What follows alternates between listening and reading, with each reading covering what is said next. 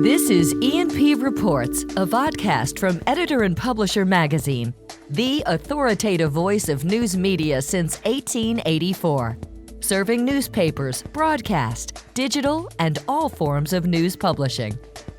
And greetings once again, Mike Blinder, publisher, E&P Magazine. As always, we urge those listening to us on a podcast platform to follow. Watching on YouTube, below me, there is a subscribe button. To the right is a bell. They say click them, smash them, hit them, whatever they say in today's world. Do something with them. And when you do that, you'll get an update each and every time we upload a new episode of this weekly vodcast series, E&P Reports. I'm going to take you back. I've taken you there before, to the great state of Louisiana. Now, Judy, am I saying that right? Louisiana? How do you say it down there? You right on, Mike. Louisiana. Judy Terzadis, who's been on this program before. She is publisher of Georgia's Media Group, the largest local news publishing company in the state of Louisiana. They obviously have NOLA.com and the Times-Picayune, which is the dominant media company in New Orleans. I think I'm saying that correctly. The Advocate, of course, that covers the greater Baton Rouge area. And today's major topic will be their expansion into Shreveport with a brand new news entity. We're also honored to have on this program today Kevin Hall, president of Georgia's Media Group. Thank you. Thank you. I'm thrilled to be here, Mike. My first time. Thrilled to have you. First time. Judy gets a special jacket now. I think it's her third appearance. Barbara Leader. Barbara, you're the brand new managing editor of the Shreveport-Bossier City Advocate. All right, we're here to talk about an expansion. And the reason this is a big story, and I want to just, with you guys, is everybody's downsizing. Not everybody, but there's so much talk about downsizing. Let's cut back on news coverage. Let's cut back on people. Let's just, go through the motions. Certain companies today see opportunity there. Judy, we're going to talk about that because you're all in, right? You've invested a lot of energy, effort, and of course, capital into bringing new news coverage into Shreveport. And that'll be our topic, right? Absolutely. All right, we'll get to that right after this message. This episode of E&P Reports is exclusively sponsored by Blocks Digital, formerly Town News. Even though the name has changed, their commitment to the media industry is as strong as ever. Blocks Digital is now even better positioned to deliver integrated solutions like content management, audience development, advertising revenue, video management, and more. Join the over 2,000 news publishers worldwide that power their ongoing digital transformation with Blocks Digital, serving over 141 million monthly users who view over 6.5 billion pages of content each year. You can trust Blocks Digital to empower you, to connect you at scale with the community you need to reach. Blocks Digital, formerly Town News, now reimagined to help meet the news publishing challenges of tomorrow and beyond. Learn more at blocksdigital.com.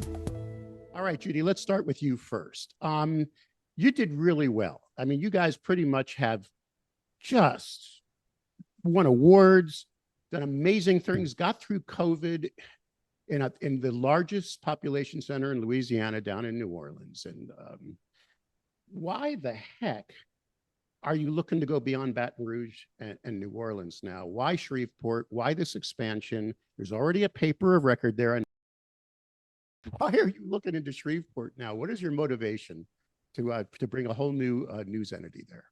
A lot of our success is really derived from our owner who, we are privately held, and our owner really pushes our leadership team to grow the company. I mean, when he purchased the Advocate in 2013, his heart was he wanted to make sure that local journalism thrives in the entire state of Louisiana. So he quickly expanded into New Orleans to go head to head with the TP, and then also in Lafayette. And in 2019, we purchased from Advance the Times-Picayune and NOLA.com. And with that acquisition, it really doubled the size of our company, and we became, even in a bigger way, Louisiana's news news organization. We had the greatest reach of any news organization in the state by far. And what we have found, Mike, is through several of our reporting resources that are on our rural desk, our community rural desk, we were sending reporters up to Shreveport on bigger stories and kept hearing that really there's no local reporting of any size in that market. And so Kevin, myself, and Renee Sanchez, our executive editor, said, there might be something here. It might be time to expand into Shreveport. So we went on a 3-month listening tour. And what we heard was, almost jaw-dropping of instances of people, where do you get your news? We would ask in a listening tour, and they would literally say to us, well, there's this guy on Facebook. And he sometimes goes to city council. And it just was not what that market, it's the 3rd largest metro area in the state. And it just really wasn't getting the coverage it deserved. So that was the genesis, a lot of listening, talking to the people in the community about what they wanted. And then we started to spin up our plans. But it was 3 months of being really diligent at getting in front of as many people as we could. All right. So you did your due diligence. You went into the market, you talked to city leaders, you talked to newsmakers. I'm sure you talked to average consumers to figure out their goals, needs, and desires. Did you have any clout going in? Did they know who you were, Kevin?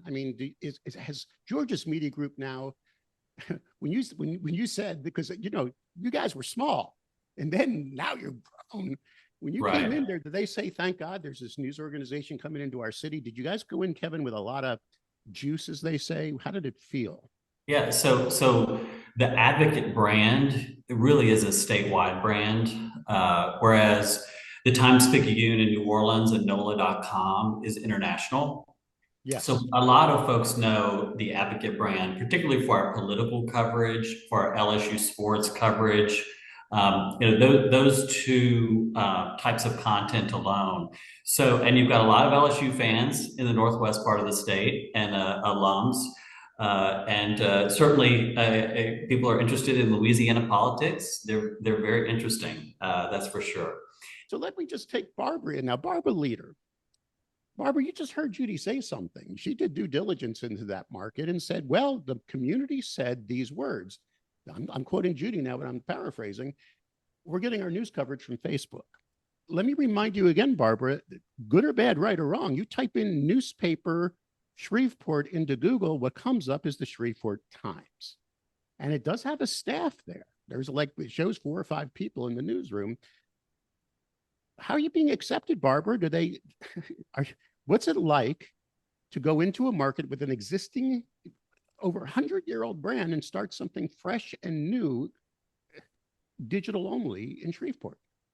I think the pre-work that was done, listening to her, talking to the community, finding out about what they wanted, which was absolutely local journalism, is what has allowed us to come into this community. And when I'm out in the community, or when I'm talking to someone and introduce myself as the editor of the Shreveport-Bossier City Advocate, it's just, thank goodness you're here. They're starved for local journalism, and we're here to provide it with a team of 10 local journalists who are going to do journalism in a way that has not been done here in a long time. We're going to do enterprise journalism. We're going to do the breaking news, but we're going to go deeper and do some solutions journalism as well.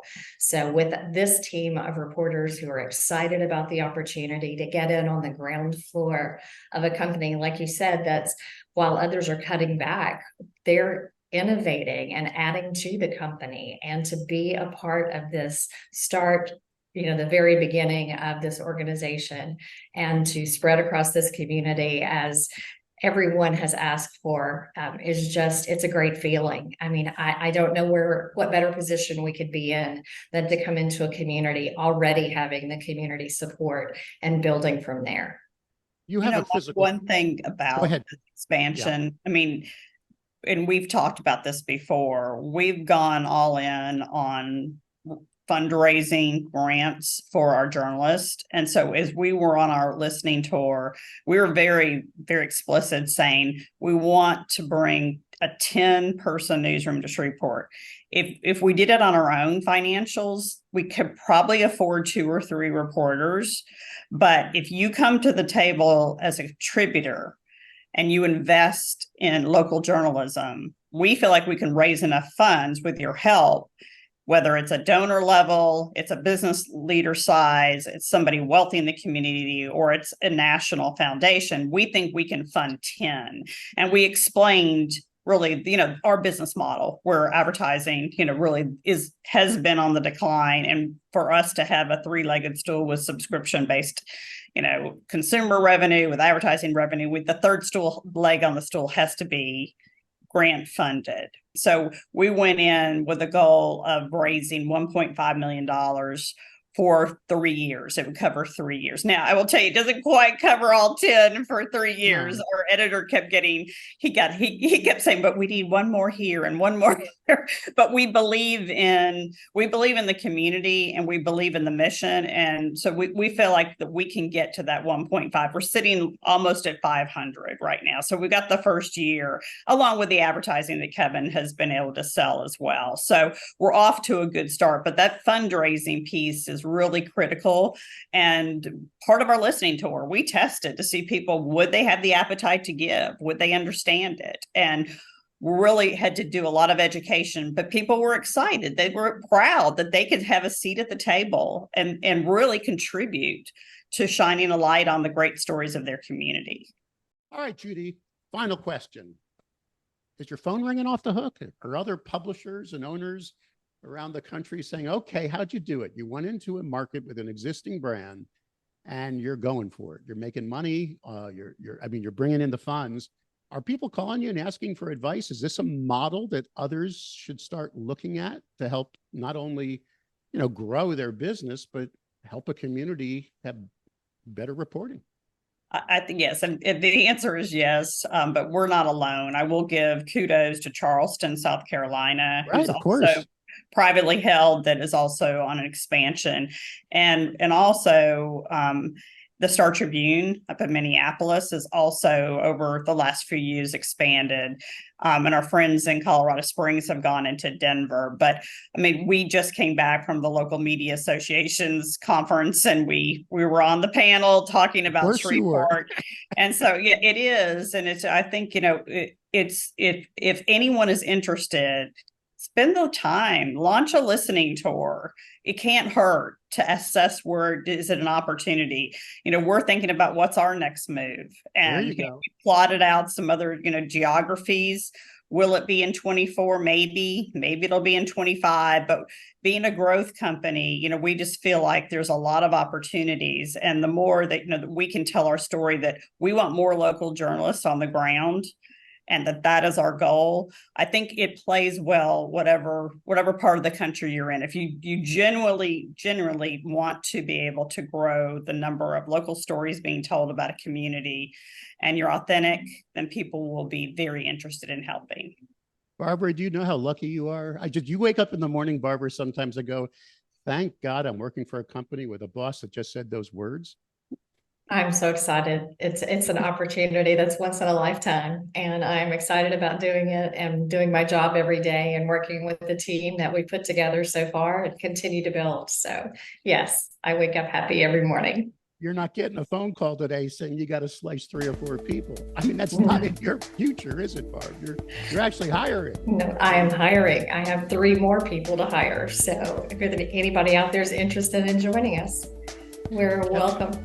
And Kevin, you're in for the long haul. Am I correct? Georgia's Media Group. I'm not against, I'm not a communist. There's nothing wrong with profit, but you're in for this for the long haul, for growth, expansion, and do you see, Kevin? Do you see a rosy future? Can we survive? Oh, absolutely, absolutely, Mike. And it's when you talk when you talk to our team, when you talk out in the community, to hear the excitement. And again, it's just, our belief is that we are a growth company, and I'll just echo that. And we don't think of it any other way. And so we're not in retraction, we're all about growth. And you feel that when you meet with our team, whether it's our sales team or our journalists, We have high expectations, and we like to meet those. Well, there you go, Judy. Judy, keep up the good fight. Thank you so much for your valuable time. Kevin, president of Georgia's Media Group, thanks for just making us all feel good about growth again and expansion. And Barbara, get to work, get out, do that enterprise journalism, get those church suppers, do the blocking and tackling. And I'm sure as you grow that audience, Clifton, we wish we had him on the program, but I'm sure Clifton will be able to leverage that audience more and more and help local businesses grow and prosper. Thanks all of you for your valuable time. We really appreciate it. Thank you.